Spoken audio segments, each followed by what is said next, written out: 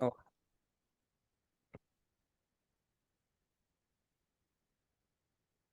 buenas tardes, Gilberto. Gracias por aceptar la invitación a platicar conmigo en Pocket News. Bueno, pues es un honor siempre tenerte cerca y además es un gusto. Te tengo mucho cariño, mucho respeto y pues la amistad que también hemos podido forjar a través de algunos años de trabajar juntos con Frena.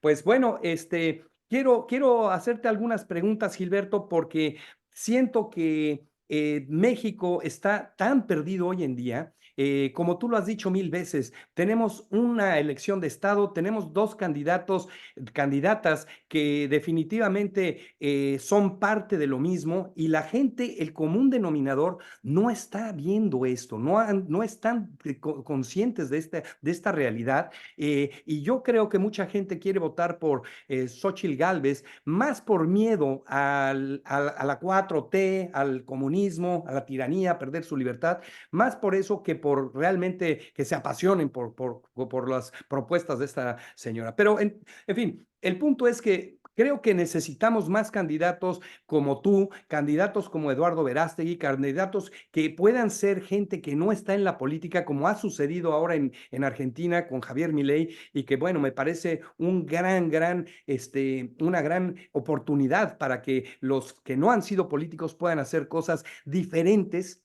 y con sentido común, que es parte de lo que no sé por qué los políticos no usan esa parte de su cerebro con el sentido común. Y bueno, pues la idea es esta, que te conozca la gente, Gilberto, que te conozcan tu forma de pensar, tus propuestas. Y bueno, ¿qué harías tú? La primera pregunta, ¿qué harías tú si llegaras a la presidencia de México? Porque estás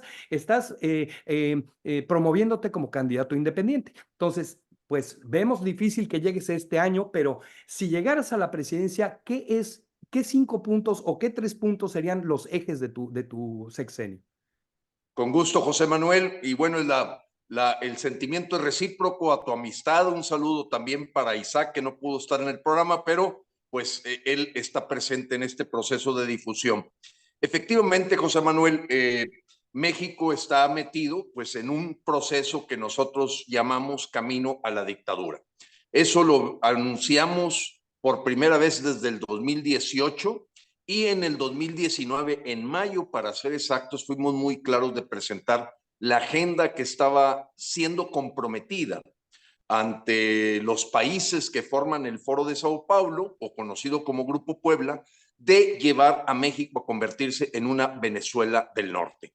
Es decir, características del socialismo del siglo XXI, que es una forma educada de llamarle al comunismo, y verdaderamente incorporar toda la agenda global como la ideología de género, el lenguaje inclusivo que confunde a los niños, abortistas en general o gente pro aborto, indudablemente la parte de militarización, que eso es muy importante en esos países. Bueno, tienes toda la razón, el sistema está bastante tomado por esta dictadura, que no podemos comparar la dictadura que en este momento tiene Venezuela, Nicaragua, Cuba, Bolivia y Ecuador con la de México, porque nosotros estamos en la primera etapa, ellos ya están en la tercera etapa.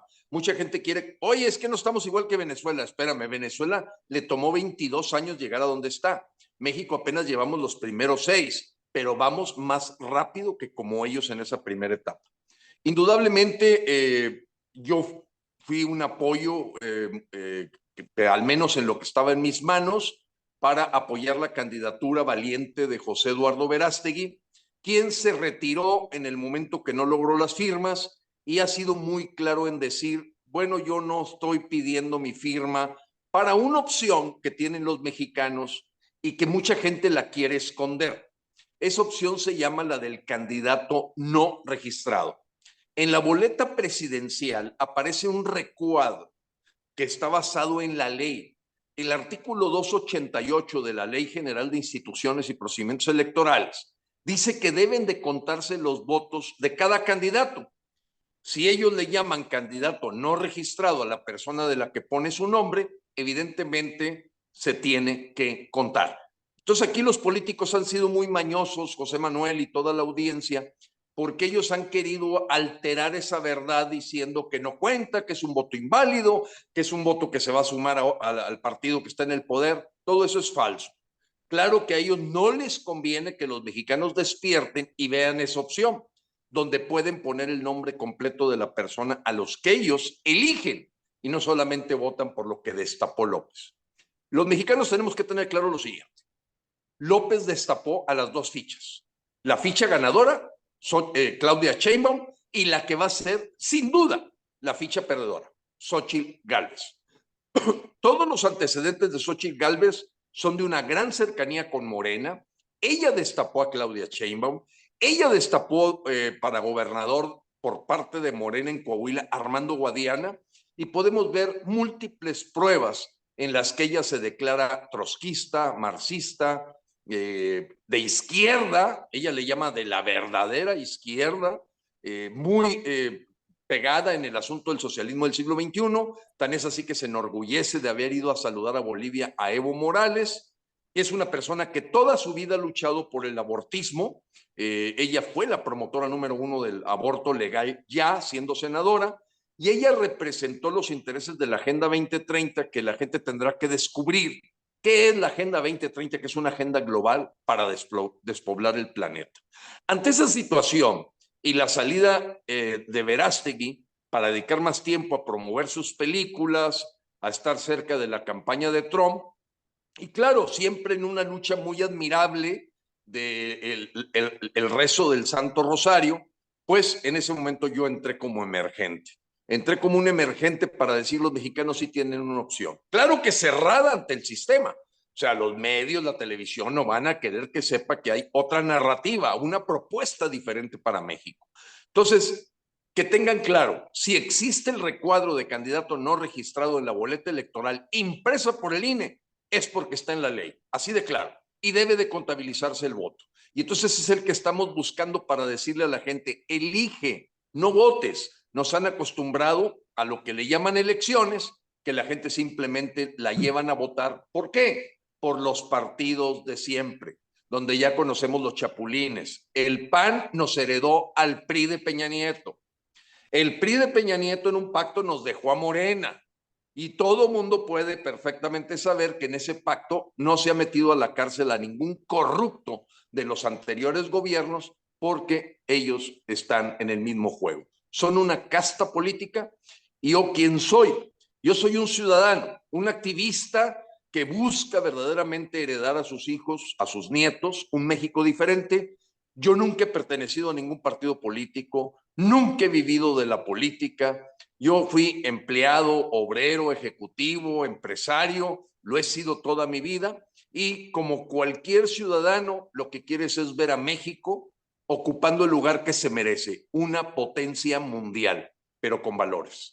Con Bueno, valores. es eso. Mira, Gilberto, la gente no te conoce. Yo tengo el gusto de conocerte y sé el gran talento que tienes. Caray, fuiste director de recursos humanos de FEMSA, o sea, te diste a la tarea de contratar no a vendedores y a ingenieros, así a directores generales. Yo pienso que eso para una persona que ocupara la silla presidencial en México le ayudaría a tener el gabinete más extraordinario de la historia, que es lo que hace un gran gobierno y es lo que hace una gran nación, porque una persona sola no puede hacer nada. Y eso era lo que hacía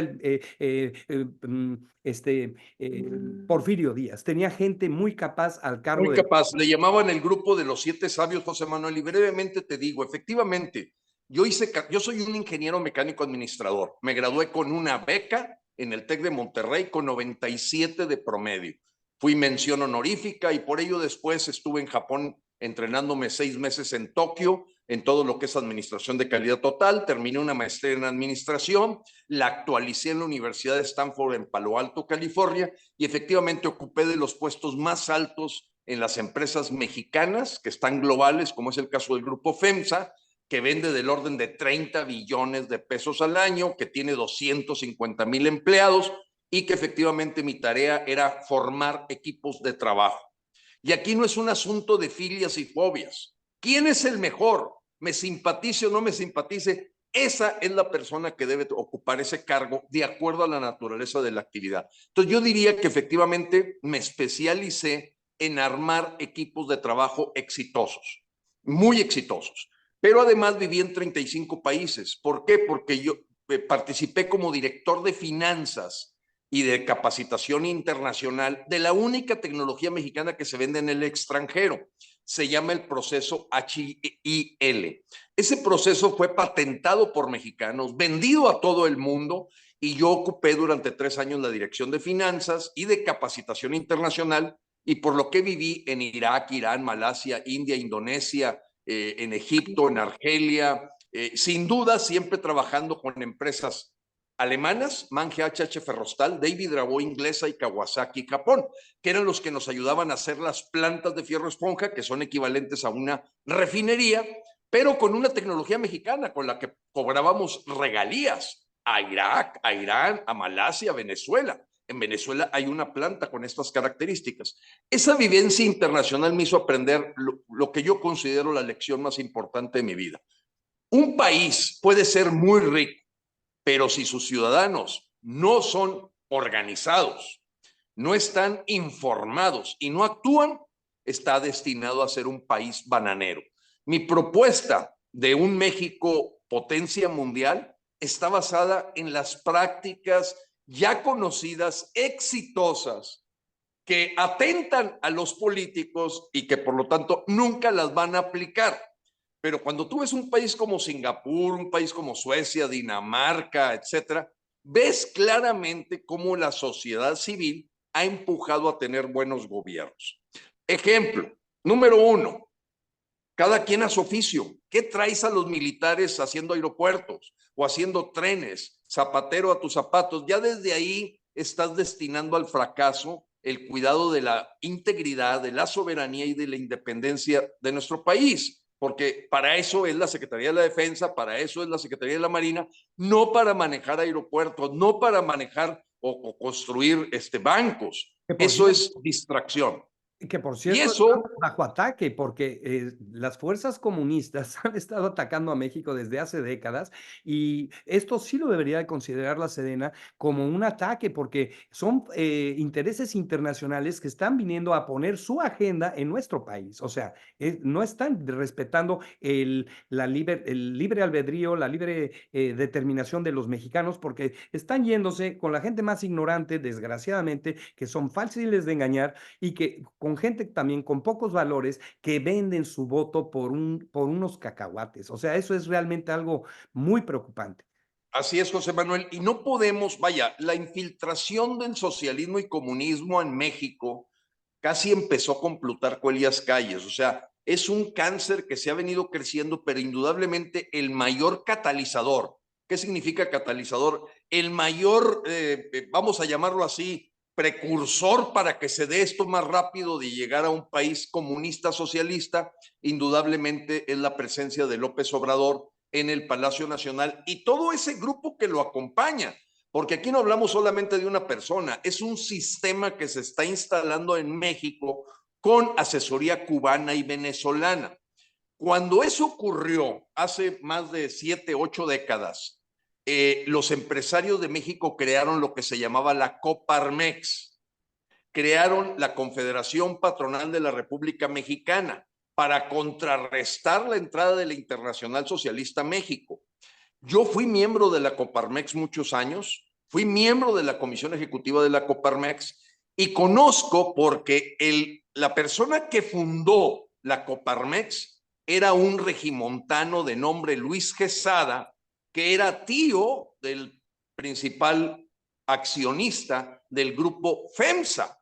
Don Luis Quesada se le ocurrió la idea de incorporar una organización empresarial desde el mínimo y más humilde empresario hasta el más grande para vencer y contrarrestar y hacer un contrapeso. La Coparmex ha perdido su misión, ha perdido su objetivo. Y hoy los ciudadanos tenemos que tomar esa estafeta porque la Coparmex, a la hora que está dentro del Consejo Coordinador Empresarial, se venden al mejor postor. Los mexicanos deben saber algo, José Manuel.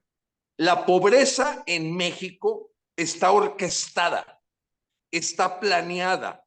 No es un acto accidental el tener 60% de pobreza. Está decidido por estos gobiernos socialistas comunistoides, porque ellos basan su poder y su permanencia en el mismo por la vía de tener gente en ignorancia, en hambre, en pobreza.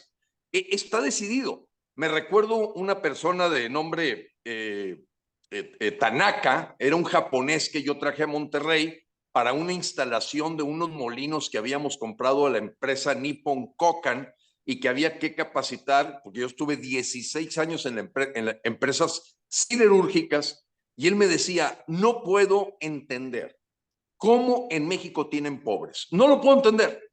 Dijo, dime cómo le hacen, Gilberto, para tener pobres aquí. Tienen todo, petróleo, litorales, temperaturas agradables, tienen territorio, la gente es muy creativa. Le dije, no, pues pero es que no es lo que nos falta tener, es desafortunadamente lo que tenemos. Gobiernos que les interesa tener a la gente en pobreza. Entonces yo no le echo la culpa al pobre que tiene que venderse por una lámina, por una despensa, por 400 pesos para votar. Él es una víctima de este sistema que los políticos han organizado con premeditación, alevosía y ventaja. En México tiene complicidad, todo para abolir la pobreza. en complicidad con grandes empresarios que también les gusta tener el monopolio de las cosas. Porque mira, déjame decirte una cosa, creo que el público debería de saber. Yo una vez estando en Monterrey, vi cómo en la zona industrial, por donde andaba yo haciendo algunos trabajos de ventas, veía cómo en las empresas ponían grandes pancartas, se solicita personal, se les dan todas las prestaciones de la ley, más esto, más esto, más esto, más esto y más esto. O sea, se andaban peleando a la gente. No, había demasiada oferta de trabajo y poca gente, y entonces tenían que ofrecerle más al trabajador para que fuera con ellos. Y eso es lo que un México podría hacer cuando se bajen todas estas regulaciones que son innecesarias y que son solamente regulaciones hechas para que el común denominador de los mexicanos no tenga acceso a poner un negocio, porque son tantas regulaciones que solamente gente con 20 abogados y 20 ingenieros pueden maniobrar todos los permisos que se necesitan, y cuando un ciudadano quiere hacer esto, ya se le acabaron los recursos de que iba a invertir en su dinero para tener simplemente la bola de permisos que se requieren. Entonces, bajar las regulaciones es una cosa, pero básica para que haya más fuente de abundancia. Y Así es, esto, José Manuel. Mira, yo en parte de las propuestas, la propuesta tiene que tener claro el usar las prácticas mundiales de lo que ha convertido a países en potencias mundiales. Hay una que es natural. Tú tienes que generar riqueza. Si no, vas a terminar repartiendo migajas o como lo que está ocurriendo hoy en México. Todo el dinero, todo el que se reparte en los programas sociales, todo es dinero prestado. Y eso muchos mexicanos no lo saben. Todo está en la deuda. O sea, haz de cuenta que te casaras y te llevas de luna de miel a tu pareja y te la llevas con la tarjeta de crédito porque no tienes dinero. Hay un momento en que va a haber que pagar. Ahorita todos los esquemas socialistas y comunistas hacen esa luna de miel. O sea, te regalan dinero, te tienen muy contento, pero la gente no sabe que es prestado. Hoy la deuda mexicana es de 15.5 billones de pesos, 15.5, cuando el gobierno de López empezó con 10.7. O sea, desde ahí ya te das cuenta que dices, oye, a ver, ¿cuánto van a pedir prestado este año? 1.2 billones. ¿Y cuánto cuestan todos los programas sociales? 615,000 millones. Yo como me dediqué muchos años al campo de las finanzas y también las finanzas internacionales, esto es la crónica de que vas aventando la pelota del problema económico más adelante, hasta que llega un momento en que alguien te dice, ¿sabes qué? Ya lo que necesito es que me pagues, yo ya no te voy a prestar más. Y ahí viene la verdad, pero en ese momento, ¿qué pasa? ¿Qué pasa en estos países? Que se les acabó el dinero. Pues que los militares controlan ya el poder, ya no puedes levantar la voz porque te golpean, te reprimen, aprovechan instalando la ley garrote, la ley mordaza. ¿Qué otra cosa hacen? Pues es yo te entrego la limosna, yo te la doy y te la doy a cuentagotas. Mira, aquí está el panecito, aquí está la comidita y empieza a haber una escasez. ¿Por qué? Porque los pequeños y medianos empresarios empiezan a decidir ya no invertir. ¿Cómo voy a invertir en algo que me lo puede quitar el gobierno? Mejor me voy a otro país. O sea, como dicen, el dinero no tiene lealtad. Pero efectivamente yo las cosas que propongo, José Manuel, Número uno, un peso en tu bolsillo es más sabio a que lo tenga el gobierno. O sea, no se trata de que yo tenga dinero y te lo ponga en tu bolsillo como gobierno. No, es que ni siquiera te lo quite. Tú trabajas, yo no te quito dinero. Eso no es mi tarea. Mi tarea no es ser empresario como gobierno. Mi tarea es quitarte el máximo para que florezca la inversión nacional, la inversión extranjera y sin duda los empleos, la generación de riqueza. Recordemos, si tú visitaste Monterrey, te habrás dado cuenta de que además la gente en esas empresas no se quiere ir. ¿Por qué? Porque tiene servicio médico privado que nació 35 años antes que el Seguro Social. O sea, el Grupo Monterrey creó las prestaciones más apreciadas por los mexicanos muchos años antes que naciera el Seguro Social o el Infonavit. Aquí todo jefe de familia tenía una casa, todos. Entonces, lógicamente, eso empezó a hacer crecer y explotar totalmente a Nuevo León y hubo un crecimiento muy grande y aquí no se vive un problema de desempleo. Al contrario, como dices tú, hay cartelones para invitar a la gente a invertir y tú nunca ves migrantes en Nueva York o en Chicago teniendo que ir a otro país de Nuevo León, ¿Qué harías tú porque para Nuevo bajar León, los impuestos? Porque sí, obviamente bajar adelante. el IST, el impuesto sobre el trabajo, sería una ayuda enorme para los obreros que realmente tienen sueldos muy limitados en comparación a otros países y que tienen esa carga de impuestos que podríamos, limitando el gobierno, ¿qué partes del gobierno serían las principales que tú podrías decir, esta se puede contraer, esta se puede eliminar? Con mucho gusto. Mira, lo más importante que hacen hacer un gobierno es precisamente lo que no le dan los mexicanos, es la seguridad. La razón por la que existen los gobiernos es para darle seguridad a los ciudadanos. Para eso nacieron los gobiernos. No los necesitamos para nada más, para nada. Es a mí, dame protección, cuida mi integridad, para eso te pago. Hay que recordar algo. Los mexicanos, el gobierno no produce dinero, se lo dan los mexicanos que trabajamos. Entonces, si tienes grandes organizaciones ahí dentro del gobierno, Secretaría de Economía, ¿qué está haciendo en la Secretaría de Economía gente que nunca ha sido empresaria en su vida? El que te viene a inspeccionar ni siquiera sabe cómo producir un producto. El señor que te da el permiso para tu empresa nunca en su vida ha puesto una empresa. Entonces ya desde ahí todo eso hay que quitarlo, hay que eliminarlo para que fluya y yo te puedo asegurar crecimientos del 7-8% en el momento que quites todos estos grilletes. Porque tú hablas del impuesto sobre productos del trabajo o impuesto sobre la renta. Ese impuesto sobre productos de trabajo que llega a ser hasta de 34%, vamos a ponerlo promedio, 25%, y luego te quito el 16% del IVA. Y si le sumas, José Manuel, los mexicanos no se dan cuenta que trabajan 6 meses del año para el gobierno. Cuando sumas el impuesto sobre la renta, el IVA, el impuesto predial, los derechos de carretera, de flujo, la inflación, que es el impuesto oculto. Cada vez que sube el precio algo y tu salario no sube, pues automáticamente es un impuesto que te está aplicando el gobierno. Entonces, yo he llegado a sumar que toda esa carga que tiene el muchacho, el joven que nos está viendo cuando trabaje, es que le van a quitar la mitad de su vida.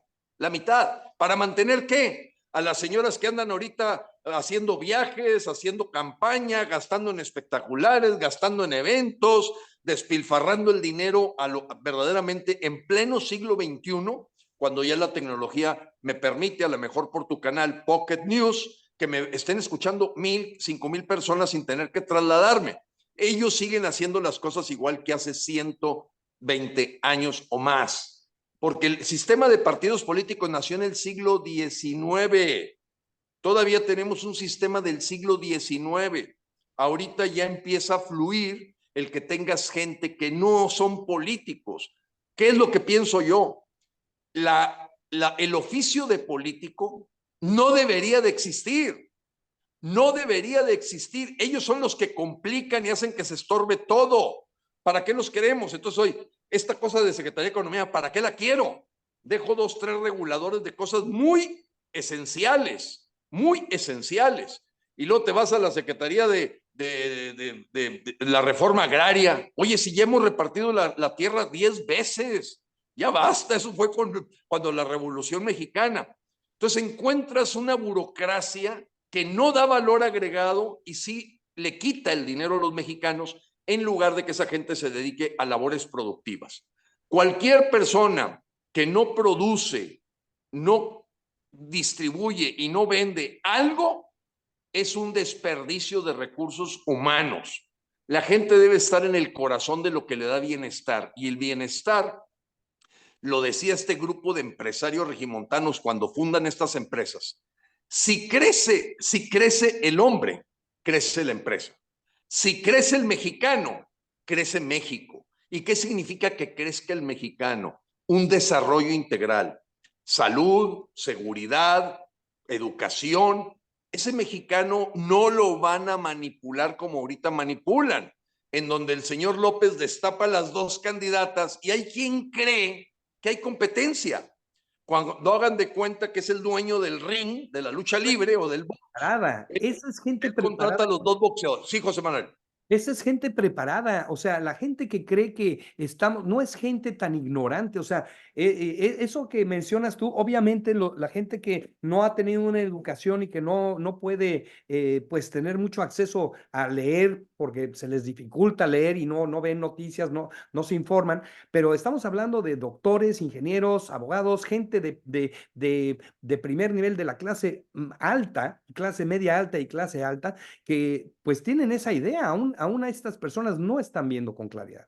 Así es, mira, José Manuel, eso ha sido parte de lo que se llama el fenómeno del Homo Videns, porque tú a lo mejor eres un excelente licenciado en Derecho, o yo tengo, por ejemplo, un hijo traumatólogo, pues es especialista en huesos, y tengo un hijo especialista en sistemas electrónicos, pero eso no lo educa cívicamente. O sea, él no entiende qué está pasando en el entorno político porque su especialidad de educación y nivel se lo dio algo que es una especialidad de fuera de la administración pública. Entonces puedes tener verdaderos ignorantes entre doctores en electrónica. ¿Por qué? Porque eso es lo que le ha convenido a los políticos.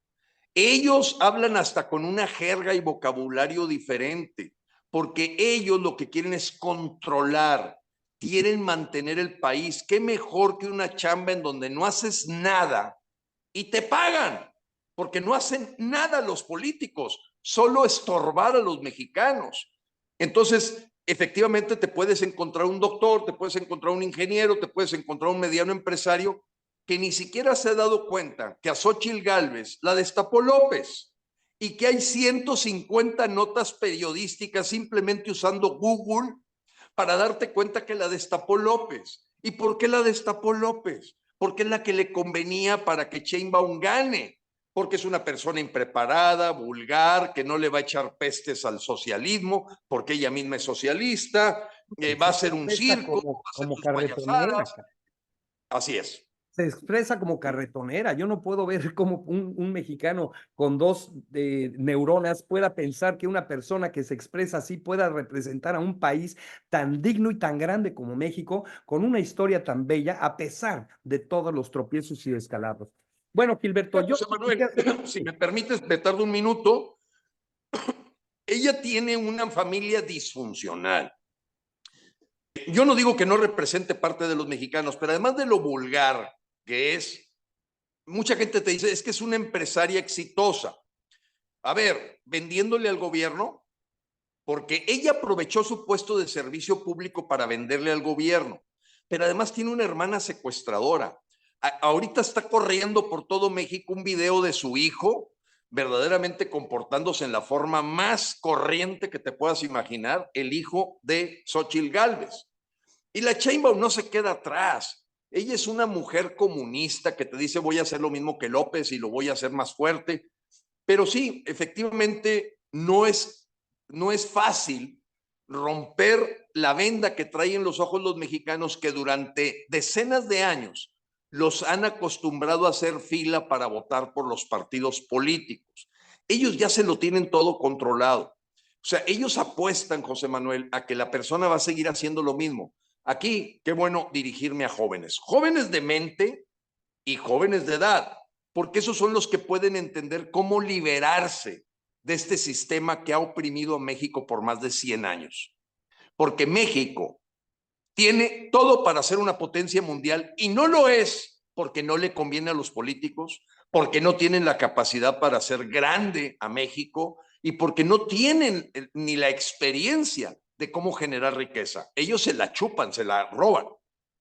Gilberto, eso que mencionas de que no le conviene a los políticos es verdad, pero también es verdad que hay una complicidad más allá de los políticos solamente, que son una parte de ese cartel de mafiosos que controlan muchas cosas, controlan medios de comunicación masiva, controlan sistemas financieros, porque mira, este asunto de la deuda se podría resolver muy fácilmente como lo hizo Abraham Lincoln. Abraham Lincoln, cuando vino la guerra de civil en Estados Unidos, fue a pedir dinero a los banqueros y los banqueros le dijeron que sí, le prestaban 400 millones de dólares, que es lo que él estaba pidiendo, pero que iba a estar a 36% de interés. Esto no lo aceptó Lincoln porque vio que era un robo a todas luces y entonces su brazo derecho, no recuerdo ahorita cómo se llamaba, le dijo, Abraham, esto se resuelve si vas al Congreso y pides que te dejen imprimir unos bonos del gobierno con lo que tú puedes pagar toda esa guerra.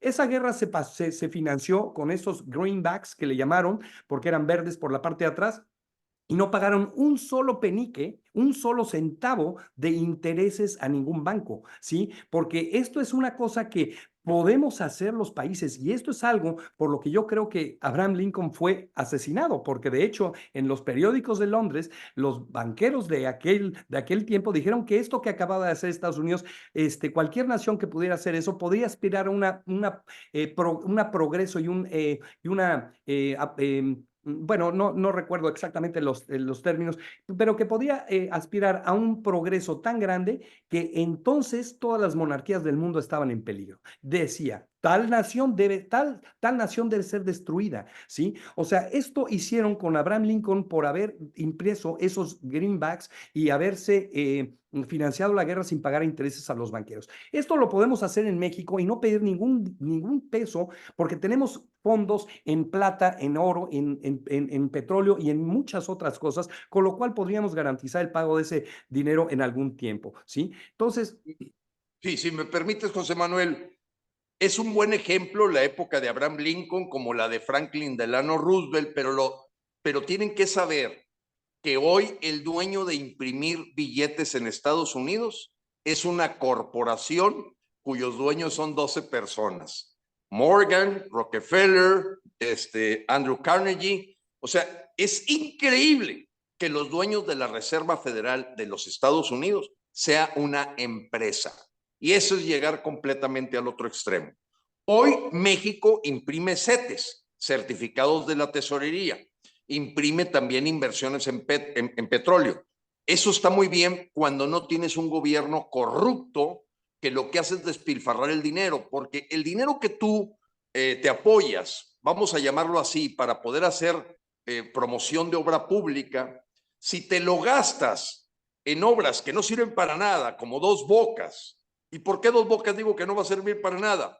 Porque el litro de gasolina que va a salir de Dos Bocas va a costar el triple que si yo se lo comprara a una refinería en el extranjero, porque hoy hay una capacidad instalada superior a la demanda. Entonces no saben de negocios. Oye, espérame, a mí me va a salir a 1.50 la refinación del petróleo en otro país y tú me la vas, aquí en México va a costar 4.50 ya con el costo de capital. ¿Por qué? Porque mucha gente no ve que si tú Dos Bocas pediste dinero prestado, tienes que pagar los intereses. Entonces, mientras el gobierno esté formado por gente que no ha generado riqueza en toda su vida, sino que ha vivido de parásito, ya sabes lo que va a ocurrir, ya sabes lo que va a ocurrir. O sea, entonces tienes que cambiar la forma de hacer las cosas para obtener diferentes resultados. Ojo, el crimen organizado. México ha estado sustentado y este gobierno con más razón en tener una alianza, una complicidad con el crimen organizado. Tan es así que la apertura para que laven dinero los narcotraficantes en México nunca había sido tan grande, porque nadie puede entender la llegada de dólares que han venido a México como remesas, que por mucho más del 50% son lavado de dinero de narcotráfico. Es decir, es dinero ilegal y el Banco Bienestar ha permitido la entrada de ese dinero como lo hacen los países comunistas. Agarran dinero, venga de donde venga, para ir cumpliendo el mantener el poder. La estrategia de abrazos que López Obrador instaló y que la apoyan, en fin, estas candidatas, pues es una complicidad con el narco. A ver, espérame, hay una constitución, hay unas leyes, ley y orden. Si tú desde ahorita ya estás dando abrazos al delincuente, pues olvídate, lo único que ha pasado es que estamos por llegar a 200,000 asesinatos. Sí, Súper récord mundial. y va creciendo y va tomando poder porque cada día más mandan los narcotraficantes. Cuando vemos que matan a candidatos, o sea, en muchísimos municipios, porque pues seguramente no estaban alineados con estos cárteles. Entonces vemos cómo los cárteles se han infiltrado en la política, en el ejército, en los medios de comunicación, en muchísimos lugares, y cada día es más difícil para el ciudadano pues poder sobrevivir, porque muchísimos negocios les piden piso y si tú tienes que pagar impuestos y luego tienes que pagar piso, ya se acabó el negocio. Los impuestos ya son una exageración porque tenemos, como tú mencionas, un gobierno demasiado inflado y luego este problema, pues de verdad que la gente tiene que entender. Mira, me gustaría mucho llegar a la gente más humilde, Gilberto, y para eso creo que es importante que conozcan tu origen. Yo vi un video precioso de cómo estabas con tu mamá en un Día de las Madres, hablando de cuando en tu casa no había suelo, había tierra, y tu mamá le pidió a tu papá que ya le construyeran por ahí, o que tu papá le ofreció a tu mamá y agarró a todos los hijos de peones y órale a trabajar, ¿sí? Así es, José Manuel, con mucho gusto. Mira, yo nací en una de las colonias más populares de Monterrey y que es una colonia que se hizo muy popular porque vendía piezas robadas de auto. Es por lo que se volvió un ícono, era como un Tepito de Monterrey.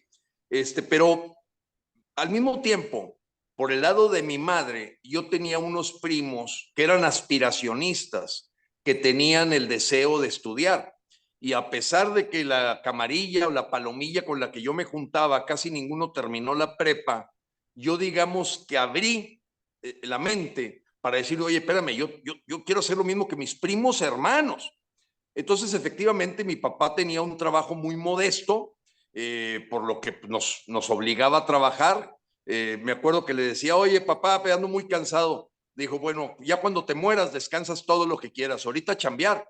Y efectivamente teníamos un patio muy grande que con la lluvia se llenaba de lodo, metíamos el lodo a aquella cocinita que tenía techo de lámina y a correr con las tinas cuando llovía, de tal manera que durante más de un año fuimos haciendo cuadro por cuadro como albañiles, mis dos hermanos y yo junto con mi papá. Los sábados era de hacer un cuadro de 2 metros, 3 metros cuadrados, irle avanzando a ese patio. Pero también mi papá nos enseñó, porque pues era como él era obrero y después ya logró avanzar a ser un empleado, pues nos enseñó que la primera tarea que todos los hijos teníamos que hacer era hacer un cajón de bolear. O sea, yo siempre me he boleado mis zapatos, siempre, porque el primer trabajo de carpintería que nos enseñó mi padre es cómo hacer un cajón de bolear.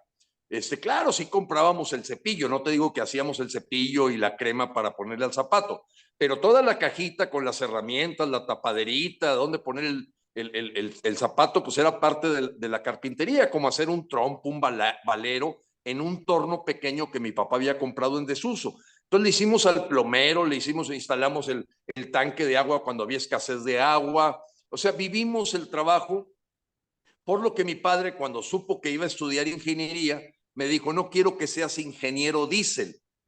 No entendía yo. Dice él que es ingeniero.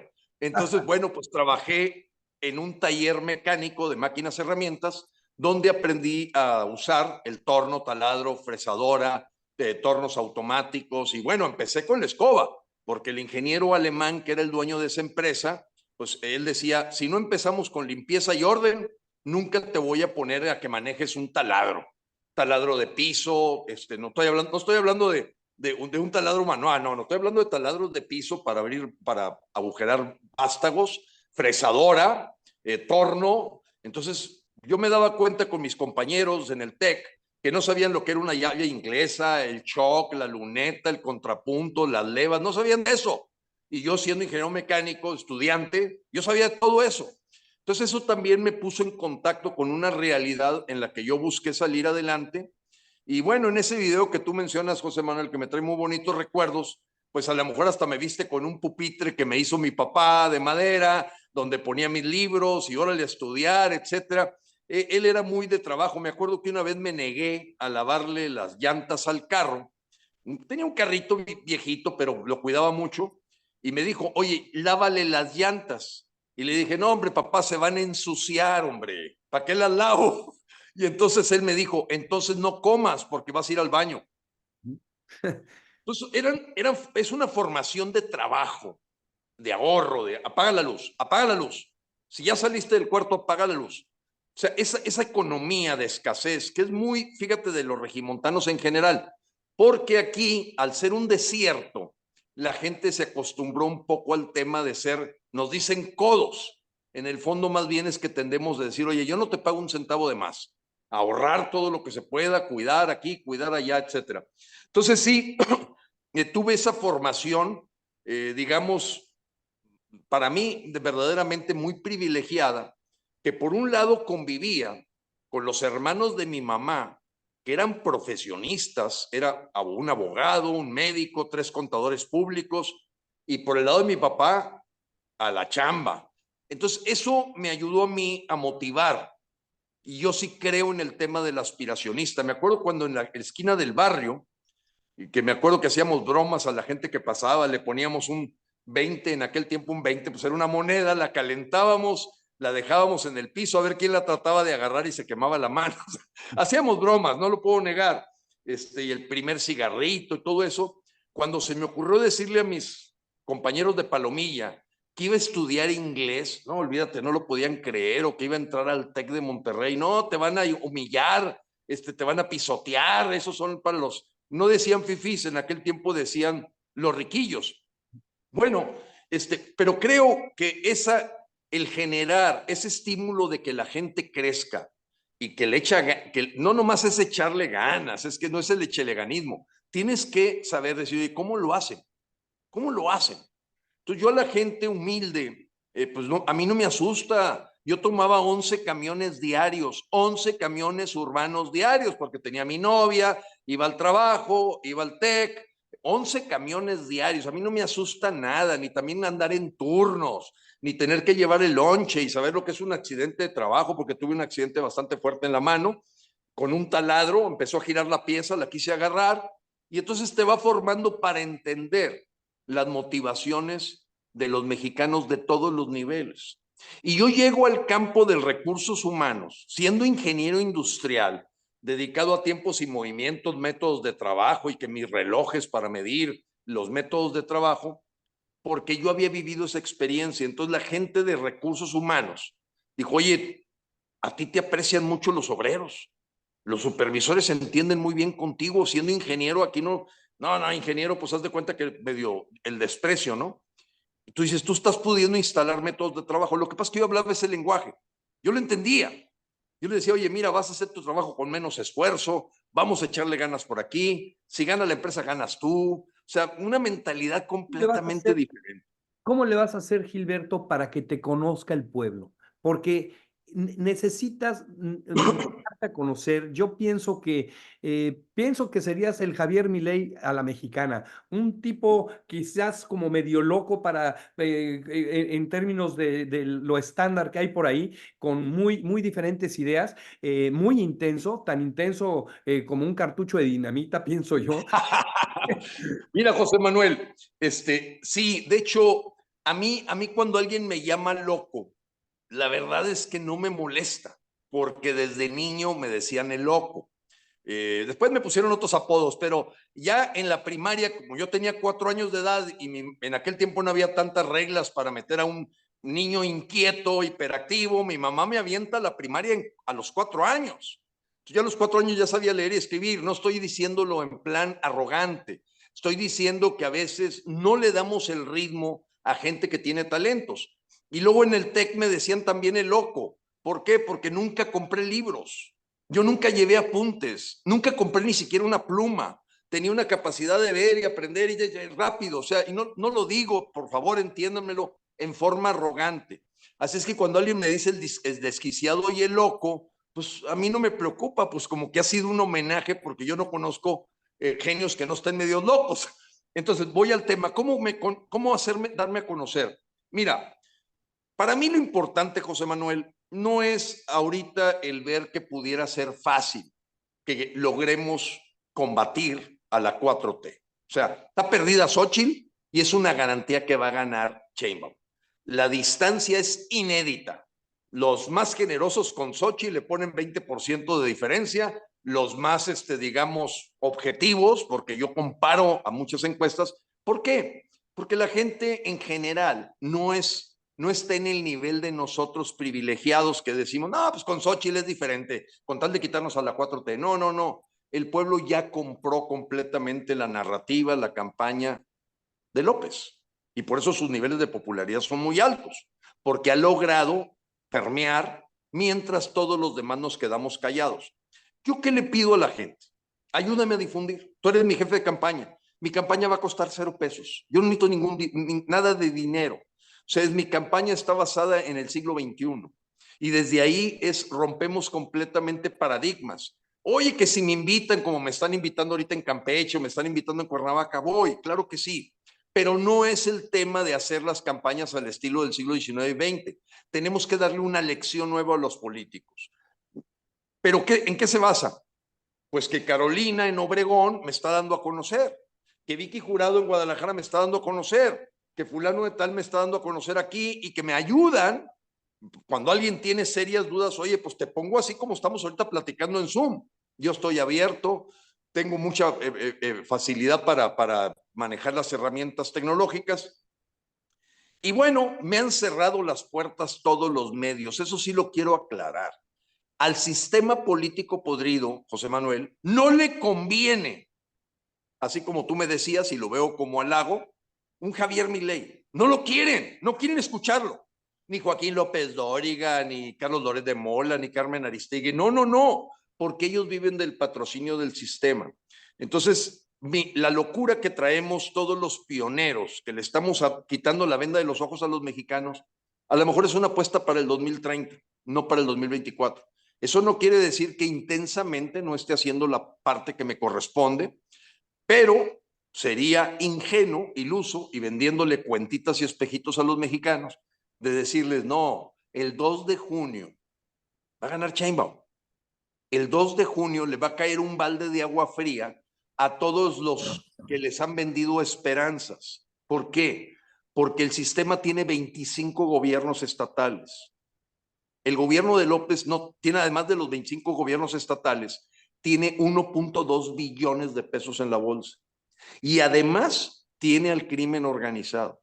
Y además tiene al INE. Y además tiene al TRIFE. Y además tiene la torpeza más grande y la traición más grande de los partidos de oposición. Todo lo que ha ocurrido en México ha sido gracias al PRIAN. Todo este sexenio. Desde que quitaron los fideicomisos, quitaron los medicamentos para los niños con cáncer, quitaron las estancias infantiles, después nos atacaron el INE. Todo ha sido con la complacencia del PRIAN. Y muy discretamente a los medios de comunicación que hacen la finta de que critican a Obrador, pero a la hora de que tienen que decir ciertas cosas y, por ejemplo, darte un espacio para que hubieras podido tú dar tus puntos de vista desde hace ya bastantes meses, te cerraron las puertas completamente. Así es, José Manuel, y lo quiero decir con mucha categóricamente. Miren, al menos yo le he enviado, tengo el testimonio y la evidencia. Ya sabes que tú me gusta mucho, como dicen, papelito habla. Porque cuando yo digo que soy el único mexicano, claro, en compañía de otros mexicanos, que presentamos 4 denuncias penales en la Fiscalía General de la República contra López Obrador, es porque tengo los papeles en la mano. Que tengamos un procurador, un fiscal a modo como Alejandro Gertz Manero es otra cosa, pero eso no lo hizo ni el PRI ni el PAN, o sea, ellos nunca han denunciado el vínculo con el narcotráfico que tiene López. Lo ponen en Twitter y lo ponen aquí, mandan a un tercero, pero ellos no se tocan, ¿eh? Así como en la revocación de mandato, López no se toca, López no se toca. Y todo mundo le dijeron que se quedaran las urnas vacías, brazos cruzados, abstención activa, terminas y te vas. Y solamente fuimos 1.2 millones de mexicanos cuando verdaderamente existía la pregunta dictadura o democracia. Ahorita ya esto ya está perdido. Está perdido. O sea, nadie va a remontar en 2 meses 20 y tantos puntos de diferencia. Eso es tirar el voto. Votar por Xochitl es tirar el voto. Entonces, ¿qué propongo? Vota en resistencia. Vota en protesta. Vota con libertad. Libérate de la esclavitud de los partidos políticos. Vota digno, vota independiente, usa el recuadro de candidato no registrado. ¿Y qué podría ser un impacto mundial? Imagínate que 5 millones de mexicanos, en lugar de votar por los políticos y partidos de siempre, de más de 100 años, empecemos a decir basta ya, y resulta que se suman 20 millones de votos a un candidato no registrado. No por la persona, sino por el significado y el símbolo de empoderamiento del ciudadano. Porque Xochitl no tiene la mínima. Y ya lo dicen los propios porristas. Ya quedan unos cuantos, que pues reciben dinero de Roberto Madrazo o son en los canales de estas gentes del PRI que están diciendo que, ay, no está decidido, no está cocinado el arroz. No. Ya la gente de mente más brillante y con más de 2 dedos de frente saben que esto está perdido. Está perdido desde el momento que el PRIAN aceptó a Xochitl como candidata.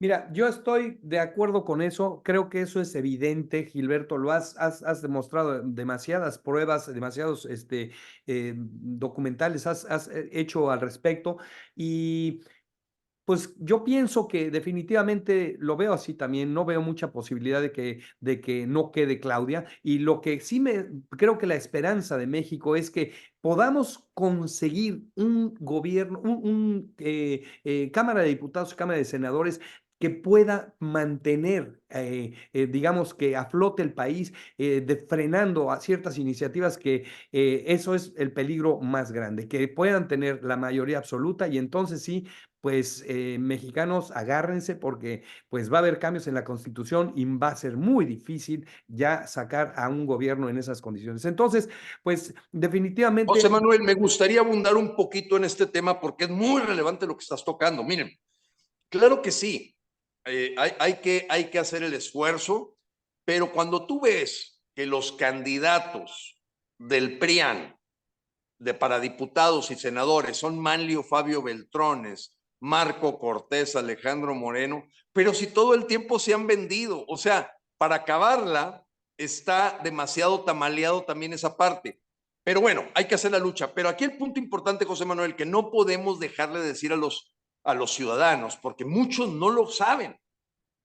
Para que tú declares inconstitucional una acción de Sheinbaum como presidenta, se requieren al menos 8 ministros de la Suprema Corte de Justicia, que la componen 11 magistrados o ministros. Voy a usar la misma palabra. La Suprema Corte de Justicia la forman 11 personas. Y de esas 11 personas, 4 ya son de Morena. ¿Qué significa eso? 11 menos 4 te da 7. Ya desde ahorita, no quiere decir que no estén buscando, como ellos le llaman, su plan C, de quedarse con una mayoría calificada porque les facilitaría las cosas. Pero ahorita, imagínate que hace algo Sheinbaum, la Cámara de Diputados presenta una controversia constitucional y resulta que no reúne los 8 votos porque Margarita Ríos Farjat, Yasmín Esquivel de Riobó, Lenia Batres y Loreta Ortiz son gente de Morena. Ya en la Suprema Corte de Justicia el socialismo y el comunismo logró meter a 4 ministros de 11. Entonces, A Yasmín no la considero porque debería de presentar una tesis antes de poder ostentar como ministra de la Suprema Corte de Justicia. ¿Cómo es posible que pero no? llegó, Pero ¿cómo es posible que llegó todavía y la con las aprobaron el pruebas que PRIAN. hay, cómo es posible que con las pruebas que hay, la clase política no esté haciendo algo para removerla? Porque no es lícito que esté esta señora representando a mexicanos. Y tampoco la Yasmín, que se robó también la tesis. Por Pero la eso, verdad es que de ella hablo. sí. Porque yo me refería a Lenia Batres. Oye, la sacaron casi de la lavandería de la azotea de su casa para meterla de ministra. O sea, es una Sí, cosa impresionante lo que ha hecho López. Pero a ver, estimado José Manuel, y a ti te consta, porque tú como activista viviste el año 2019, el 20 y el 21 de que estábamos luchando y la gente realmente no se daba cuenta dónde estábamos cayendo un precipicio. ¿A dónde voy con el tema? ¿Viste que hiciera algo el PRIAN cuando quitan el medicamento para los niños con cáncer? Nada. Cuando quitan los fideicomisos, ¿hicieron algo? Nada. Cuando viene la militarización, ¿qué hicieron? ¡La aprobaron! ¡Todos! Entonces dices, oye, y luego nos quitan los fideicomisos, y luego sueltan, se va la señora Claudia Pavlovich del PRI y acepta un consulado en Barcelona y suelta Sonora a Morena. Y se va Quirino Ordaz del PRI de Sinaloa y se lo suelta Rubén Rocha de Morena. Y así ves a todos soltando. A Omar Fayad suelta el estado de Hidalgo y se lo da Morena.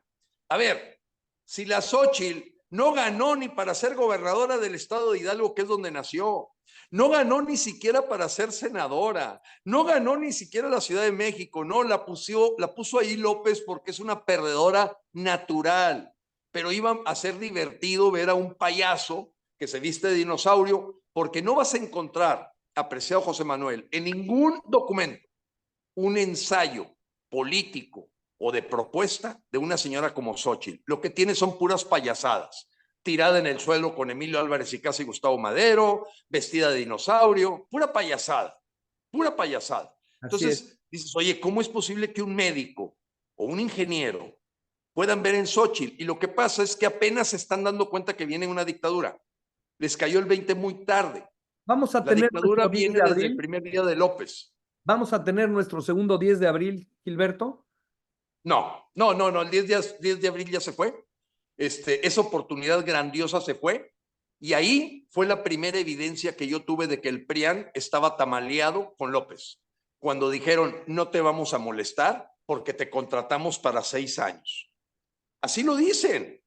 Tú ves las declaraciones de Alejandro Moreno del PRI y dicen, no, es que lo está pidiendo el mismo gobierno. Espérame, el artículo 35 que tú aprobaste dice que puedes conseguir firmas de ciudadanos para lograr el porcentaje necesario para que se dé la consulta de revocación de mandato, que fue convocada por un INE, digamos, más imparcial, como el de Lorenzo Córdoba y Ciro Murayama. Ahorita ya no tenemos ese INE. No. El 10 de abril ya no se repite del 2022. Ahí se sentenció a México, y lo digo con toda el conocimiento de causa, de que el 10 de abril el PRIAN sentenció a México a perder el 2024, porque era el mejor ejercicio que se pudo haber hecho para unir a los mexicanos contra la dictadura, Y porque ya legalmente teníamos 3 decirle, años de evidencias de López.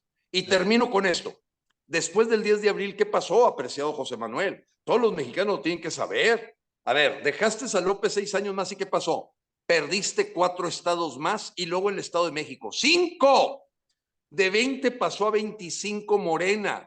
Perdiste el INE, hiciste renunciar al presidente del TRIFE y tienes un presupuesto enorme que no le ganas ni yendo a bailar a Chalma, porque todos los mexicanos deben de saber que la señora Gálvez se mete peyote, ella lo ha aceptado, que ella hace eventos chamánicos, ella es atea, es abortista. Entonces, a ver, ¿en la cabeza de quién cabe? Como dice Ana María Salazar, una escritora internacional muy reconocida, dice, la necesidad de tener una esperanza hace que creamos en cosas ilógicas. Fíjate la frase tan tremenda. O sea, la necesidad de tener una esperancita te hace, para ti, te hace creer en cosas ilógicas. termino con esto, apreciado José Manuel, porque tampoco abundemos. Una pregunta más. Termina, Con termina gusto. y te voy a hacer una pregunta más. Sí. Ah, bueno, Bueno, mira, sí, mira, déjame cerrar nomás el capítulo. sí. Yo quiero cerrar diciendo que, a ver, espérate, no seamos ingenuos. Lo que estoy proponiendo es el primer acto de resistencia y liberación de los mexicanos en las urnas. Eso es lo que estoy proponiendo. No puedes ir a votar por lo que López destapó.